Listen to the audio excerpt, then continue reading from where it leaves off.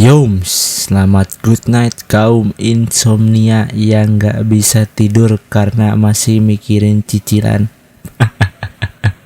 Oke, kali ini Insomtime akan menemani waktu insom kalian dengan film-film terbaik hasil olahan tanpa fermentasi. Oke, kali ini kita akan berinsomnia dengan film klasik Again dari Swarikap dari Thailand, bre. Film ini menceritakan tentang kisah cinta si Bota dan juga kisah cinta mamanya bersama cinta pertamanya. Kira-kira gimana ya jalan ceritanya? Langsung aja cus break ke filmnya. Oh ya, jangan lupa di subscribe dulu channel ini, like dan komen.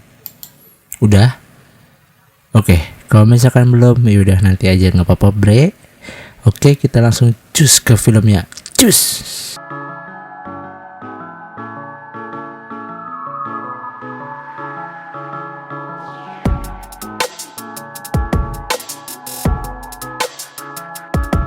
Diawali dengan pengenalan karakter ya, seperti biasa. Ada si Bota dan juga Poppy temennya yang sedang ada di event Cinderella ini kayaknya ya. Si Bota yang fotoinnya. Lalu si Bota melihat seorang cowok yang sangat tampan seperti gue, bre. Dia mencoba memfoto cowok itu secara diam-diam, tetapi ketahuan cowoknya dan dia malu, bre.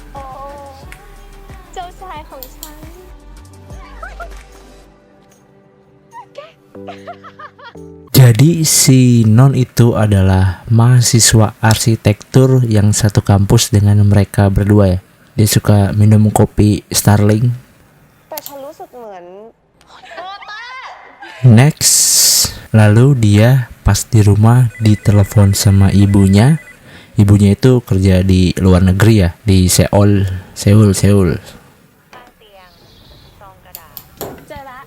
Dia diminta untuk mengambil dokumen surat tanah untuk digadein. Enggak, untuk dikasih ke bibinya, bre.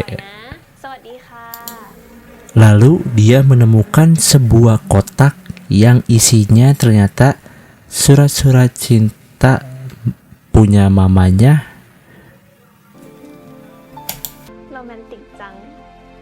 Si Bota terus membaca semua surat-surat cinta milik ibunya itu bersama kucing. Lalu jatuh sebuah foto laki-laki yang sedang duduk di jendela. Dan cerita pun beralih ke cerita si mamanya dulu. Flashback. Kayak Naruto, bre, flashback. Si cowok itu bernama Kajorn, bukan Kajon ya. Alat musik itu mah. Dan juga ada satu karakter lagi, yaitu si Tanil yang memfoto dia. Si Tanil ini meminta si Kajorn untuk menuliskan surat cinta untuk mamanya si Bota, atau dalam cerita ini mamanya bernama Dahlah. Karena si Kajorn ini pandai merangkai kata, salah satu bakat dia ya, sama kayak pujangga. Yoi. Pada saat si Tanil ngasih foto si Dahlah, ternyata si Kajorn sudah pernah menemui si Dahlah 2 minggu sebelumnya. Pada saat dia mau pergi mancing nyerok cupang. Jadi bisa disimpulkan kalau si Dahlah ini adalah orang yang kaya dan si Kajorn ini ya yang biasa. Ibaratnya kayak dia nggak sederajat lah.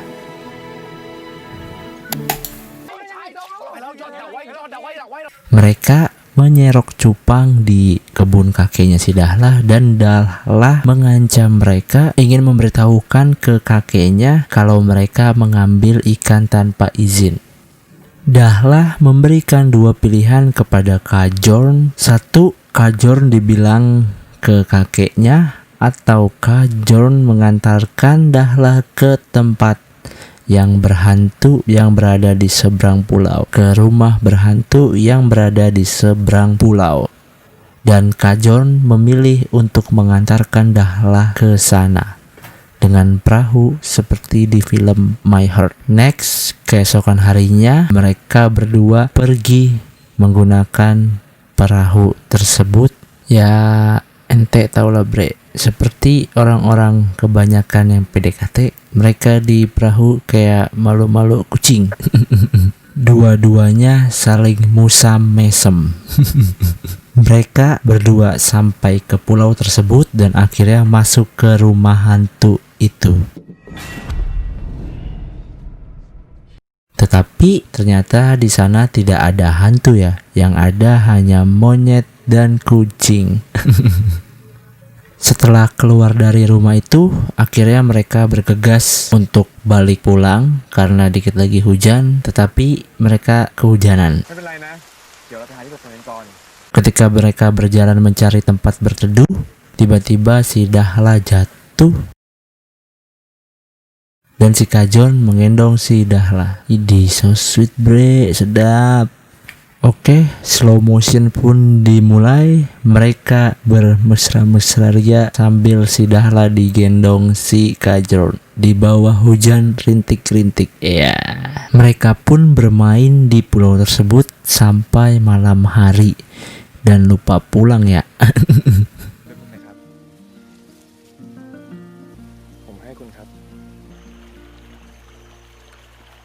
Sampai pada akhirnya si Dahla dicariin sama kakeknya dengan gerombolan pengikut kakeknya. Dan akhirnya si Kajorn ditampar oleh seorang pria, mungkin tuh bapaknya kali ya bre ya, karena ngajak si Dahla sampai malam hari.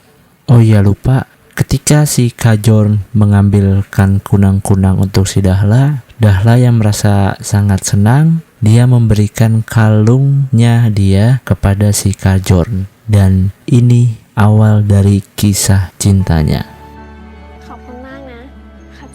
Next, cerita kembali ke Bota. Saat belajar di kampus, tiba-tiba si Poppy masuk untuk memberitahukan bahwa kisahnya diterima oleh teater. Dan kisah tersebut itu adalah kisah cinta ibunya si Bota. Oh iya, gue pengen ingetin kalau si Bota dan ibunya di sini karakternya sama atau orangnya sama ya, mukanya sama. Karena mendengar kabar Poppy tadi, Bota melanjutkan menulis naskahnya dengan melihat semua isi surat cinta milik mamanya secara satu persatu. Kata-katanya romantis banget bre, mantep.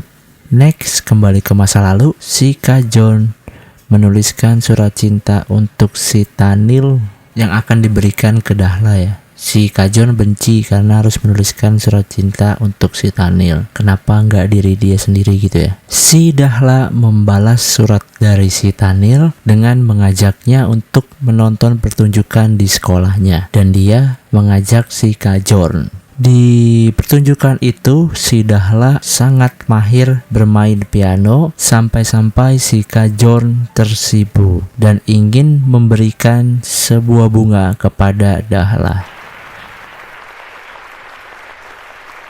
Tetapi ternyata sudah ada Tanil yang memberikan bunga ke Dahla dan Dahlanya pun pergi. Tidak dikira-kira ternyata si Dahla balik lagi untuk menemui si Kajorn. Dan Kajorn pun berhasil memberikan bunganya ke Dahla dan dia kegirangan bre. Yoi, congrats bro. Cerita yang tadi diperankan lagi di teater. Jadi ini kayak dua cerita ya bre. Yang satu cerita tentang kisah cinta mamanya dulu, dan yang satu lagi kisah cinta si Bota yang sekarang ini. Si Nom mengajak si Bota untuk berbicara, tetapi si Bota malu-malu kucing. Biasa be, cewek-cewek mah awal-awal malu, iya gak? Cerita kembali ke masa lalu ibunya. Kajorn dan Tanil bersiap-siap untuk datang ke pesta dansa menemui Dahla dan temannya. Akhirnya mereka pun berempat berdansa, Kajorn dengan temannya Dahla dan Dahla dengan Tanil. Tetapi matanya si Dahla dan Kajorn saling melihat atau melirik-lirik manja. Sedap. Tanil mengantar Dahla pulang dan tiba-tiba Kajorn juga mengikutinya dan sampai ke depan rumah si Dahla. Dan mereka pun berpelukan karena si Dahla sangat senang kedatangan si Kajorn. Next, latihan pun dimulai lagi dengan si Poppy dan Nom yang berdansa. Tetapi saat si Poppy-nya sedang pergi, si Bota diminta untuk menggantikannya berdansa dengan Nom. Dan Bota sangat meresapi sampai merem-rem.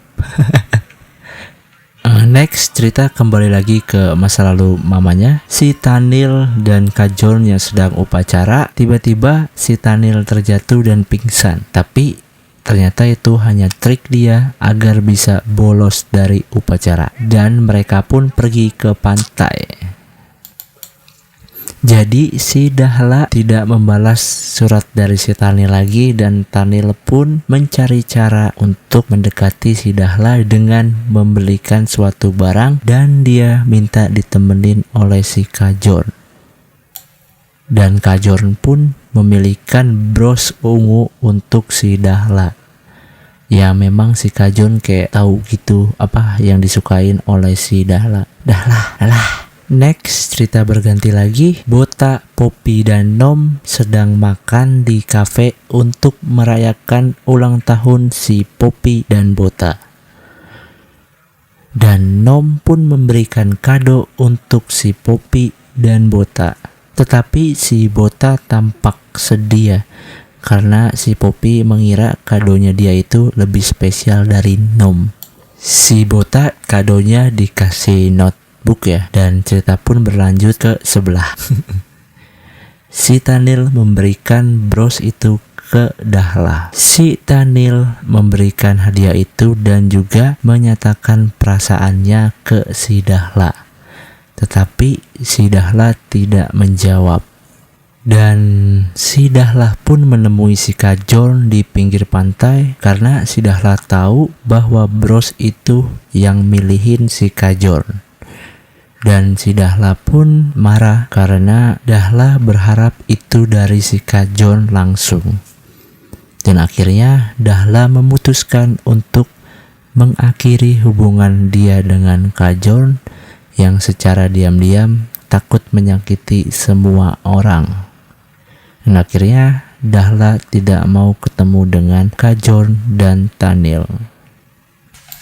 Kajorn terus berusaha dengan mengirimkan surat-surat cinta untuk si Dahla agar si Dahla merespon dirinya.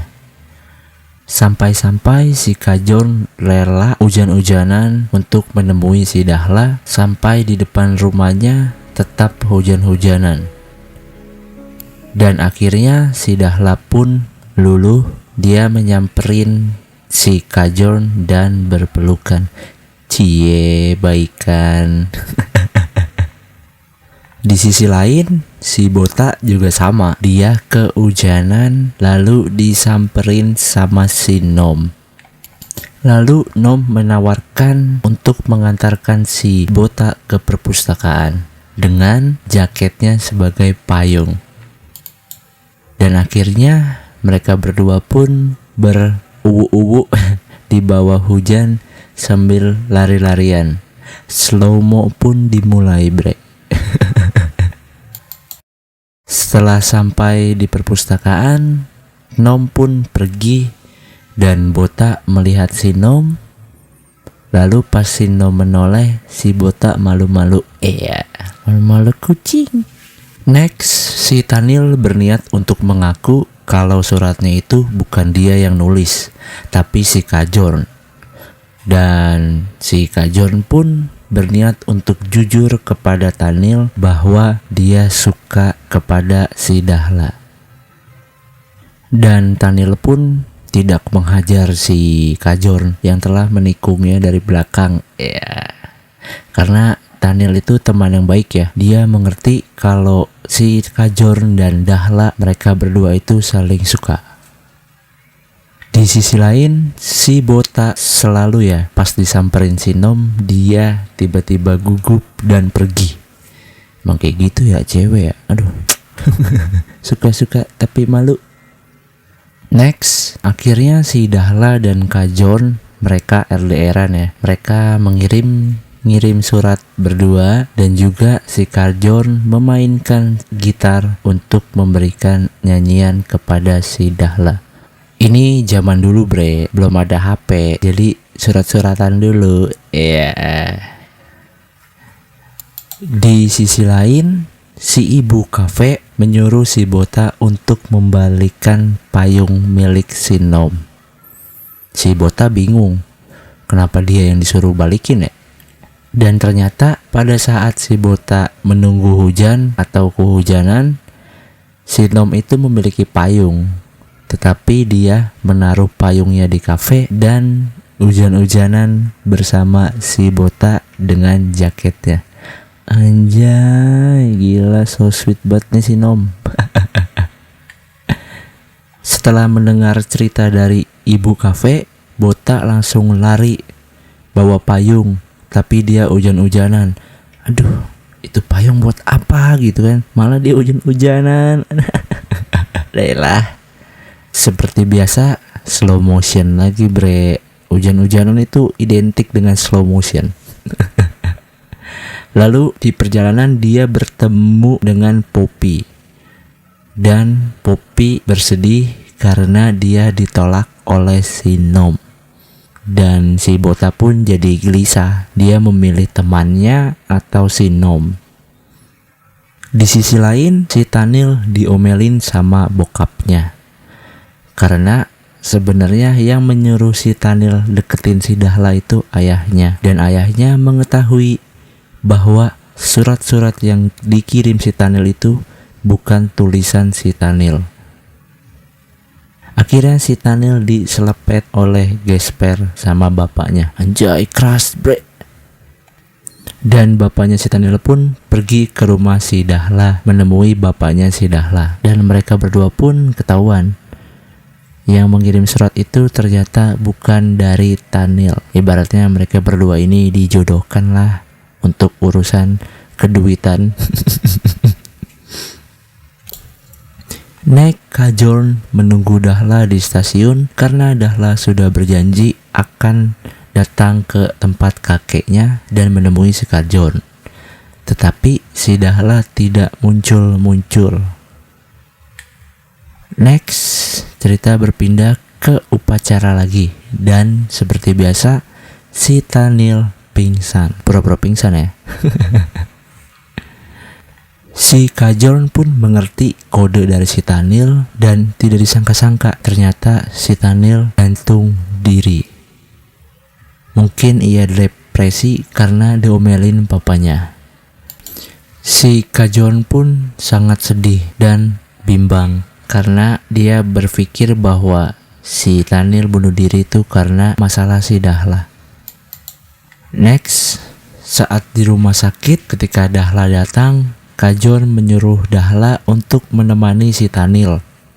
Sehingga pas si Tanil buka mata, yang dilihat pertama itu si Dahla. Dan Kajorn merelakan Dahla untuk sahabatnya, lalu ia pergi. Dan meninggalkan kalung milik ibunya si Dahla yang diberikan kepadanya.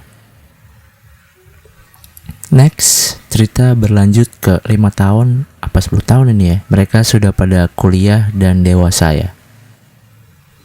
Kondisi di sana di tahun itu sedang perang.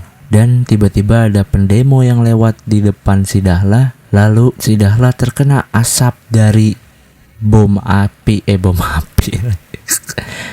Gas air mata. Lalu dia mencoba berlari dan ditolong oleh si Tanil, teman lamanya ya. Flashback. Mereka ngobrol berdua di bangku dan si Dahla nanyain si Kajorn mana nih, mana dia, apa jual cilok deh sekarang. Ternyata si Kajorn ikut militer, pasukan tentara bela negara ya. Dan si Dahla menemui si Kajorn untuk menghentikannya agar tidak pergi. Tetapi tetap si Kajorn pergi untuk membela negaranya. Perang pun sangat sengit ya. Banyak teman-teman si Kajorn yang tertembak. Dan pada akhirnya posisi timnya Kajorn kalah dengan lawannya dan mereka mundur. Tetapi si Kajorn melihat kalungnya tertinggal dan dia balik lagi ke sana. Setelah mengambil kalungnya, dia mencoba balik lagi ke pasukannya dengan membawa temannya yang kena bom. Pada saat dia dikit lagi sampai ke pasukannya, tiba-tiba ada sebuah bom di depan mata si Kajorn dan Kajorn pun pingsan. Next, cerita berlanjut ke Kajorn yang bersiap-siap untuk menemui si Dahla. Mereka ketemu di restoran Ropang 88. Si Kajorn memberitahukan kepada Dahla bahwa ia sudah menikah. Dahla pun sedih mendengar hal tersebut. Tetapi si Kajorn tidak merasakan sedih. Kajorn seperti tidak melihat si Dahla yang sedang bersedih. Dan ternyata kecurigaan si Dahla benar. Si Kajorn itu tidak bisa melihat lagi karena kejadian perang yang tadi ya bre. Jadi si Kajorn tuh gak mau si Dahla melihat dia buta. Dia mencoba berpura-pura untuk bisa melihat, tetapi si Dahla mengetahuinya. Dan pertemuan tersebut merupakan pertemuan terakhir mereka berdua. Next, cerita kembali ke si Bota. Pertunjukan pun dimulai dan penonton pun bersorak ria karena penampilan yang bagus dari Nom dan Poppy. Si Bota yang membaca semua surat cinta mamanya, dia menyadari dia tidak ingin kisah cintanya seperti mamanya yang pupus. Anjay, pupus Dewa 19. Jadi dia memutuskan untuk mengejar si Nom dan mendapatkannya. Dia tidak ingin cintanya lepas seperti ibunya.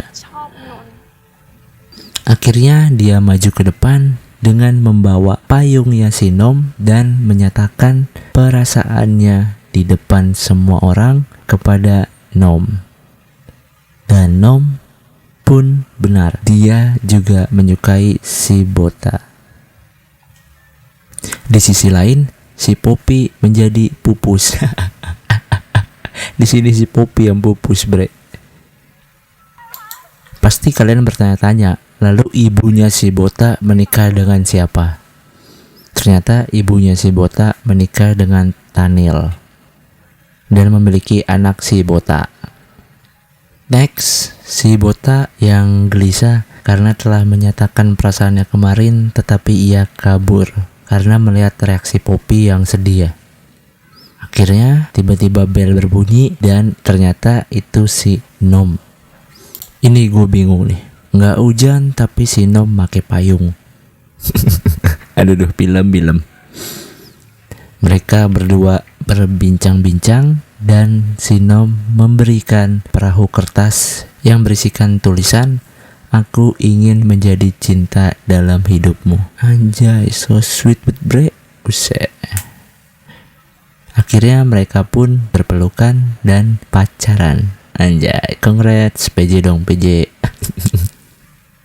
Next, si Poppy yang menyadari kondisi yang terjadi di antara mereka bertiga, si Poppy pun memaafkan si Bota dan mereka pun bersahabatan baik lagi. Karena si Poppy sadar kalau si Nom itu sukanya sama si Bota dan mereka saling mencintai. Next, cerita berlanjut ke Bota dan Nom yang berkunjung ke depan pulau kenangan mamanya dan si Kajorn. Bota menceritakan akhir cerita kisah cinta mamanya kepada Nom. Pada saat Kajol meninggal, Kajol menitipkan sebuah kotak kepada temannya. Dan kotak itu berisikan surat-surat cintanya pada saat ia remaja bersama si Dahlaya. Ternyata si Kajol itu menikah dengan adik temannya dan memiliki satu anak laki-laki. Dahla pun sudah memiliki seorang anak perempuan. Dan ternyata Nom itu adalah anaknya si Kajol, anak laki-laki yang ditemui si Dahla pada saat mengambil kotak dari Kajol. Hal itu dibuktikan dengan kalung yang dimiliki oleh si Nom, yaitu kalung ibunya si Dahla. Dan mereka pun sebenarnya emang udah jodoh kayaknya. Jodoh yang dipertemukan, takdir. Dan film pun tomat. Jejeng. Oke, kesimpulan dari film ini adalah ketika lu ingin mendekati seorang wanita, lu harus mengecek apakah lu berjodoh sama dia apa enggak. Ngeceknya bisa di online atau ke kantor-kantor terdekat. Oke, sekian. Salam insomnia, bre. Jangan terlalu serius lah. Oke, next ketemu lagi di film-film selanjutnya. Yums.